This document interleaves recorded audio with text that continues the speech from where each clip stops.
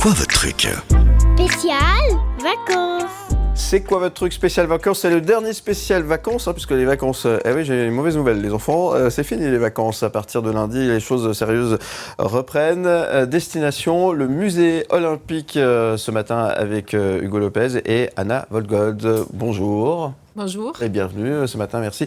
Bonjour Hugo, comment ça va ce matin? Ça va, super. Un peu de sport? Un peu de sport, back to basic, direction le musée olympique. La semaine passée se déroulait la semaine olympique que nos chers amis Léo a couvert. Oui. D'ailleurs, nous étions allés tester des sports et les vidéos de ces tests sont sur notre page Instagram. On peut me voir, j'ai testé le judo et j'ai encore mal.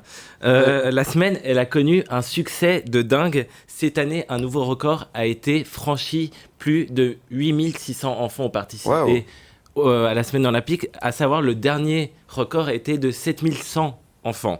Anna, comment vous expliquez un tel succès? Et est-ce que c'est pas une touche d'espoir dans notre monde si digitalisé de voir que les enfants, en fait, ils font encore du sport et ils sont pas si sédentaires que ça, finalement? Oui, finalement, c'est vrai. On dit qu'ils sont sédentaires, mais voilà, un record d'affluence. On a ouvert les inscriptions aux plus petits parce qu'avant, c'était à partir de 9 ans et maintenant, on a ouvert dès les 6 ans. Donc, ça peut être aussi parce qu'il y avait beaucoup de parents qui veulent faire des activités dehors et essayer des sports. Et puis, ça a vraiment beaucoup marché. Il y avait 27% d'enfants entre 6 et 9 ans. Donc, peut-être ça explique aussi. Mais aussi, les plus grands sont venus et ils ont bien aimé. Donc, non, ils ne sont pas si sédentaires que ça. Bonne nouvelle. Oui, bonne nouvelle. Philippe, c'est quoi déjà ton record au marathon de New York? Tu m'avais dit, je crois, 2h15. En fait, c'était tellement rapide que j'ai oublié de noter. 2h15 sans entraînement. D'ailleurs, autour de la table, Oui. la longueur d'un marathon, vous savez exactement? 42 km 500. 195. Ah, ça donc Mais t'es pas loin. Je savais que j'avais oublié quelque chose. Ouais. Le musée olympique, il y a une exposition temporaire actuellement qui s'appelle Free to Run. Elle se tiendra jusqu'à mars 2024.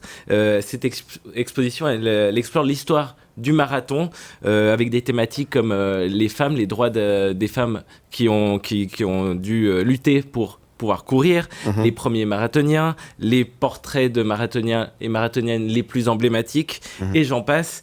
Anna, parlez-nous de cette exposition, à quoi peuvent s'attendre nos auditeurs?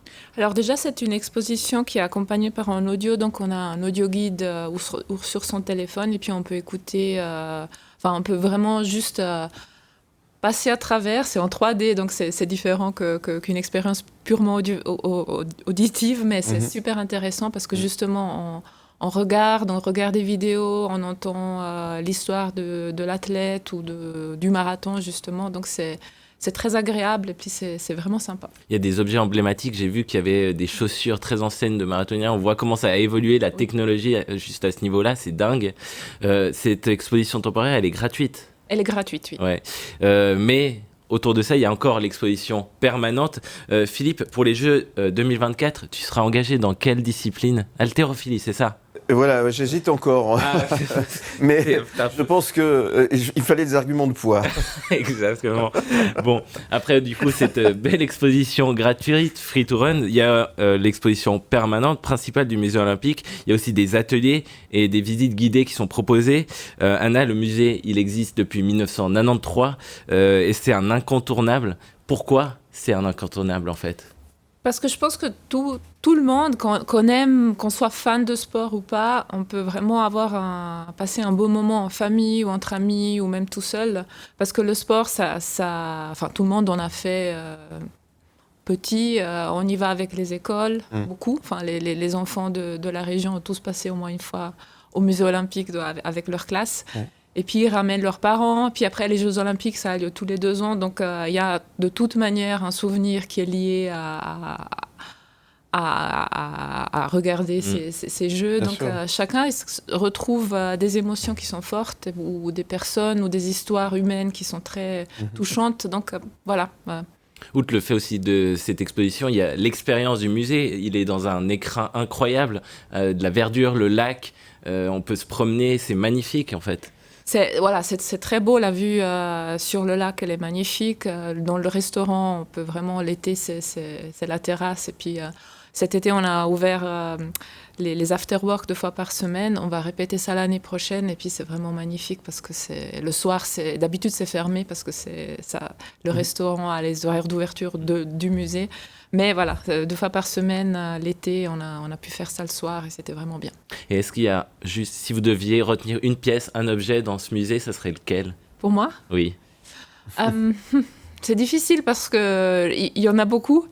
Moi, je vais aux Jeux Olympiques depuis 2012 et puis les pièces que je rapporte, parce que je fais partie de l'équipe qui ramène des objets, c'est plutôt des objets qui sont ramenés à moi et à ce que j'ai fait pour les avoir. Donc, les miens, ça a peu d'importance. Les vôtres, c'est quoi? Alors, j'allais dire, moi, il y a un endroit que j'aime bien, c'est les poids, les lancers de poids qui sont à l'extérieur devant le musée et on voit la distance qui a été le record du monde. En fait, c'est hyper lourd, c'est hyper impressionnant. On voit pour femmes et hommes, c'est hyper impressionnant.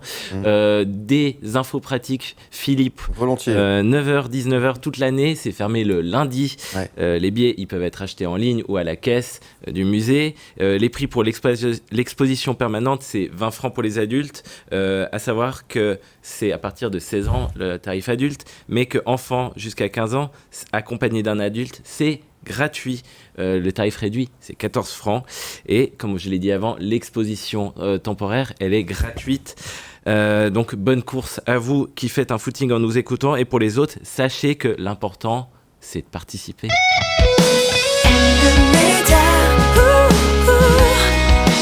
And the media,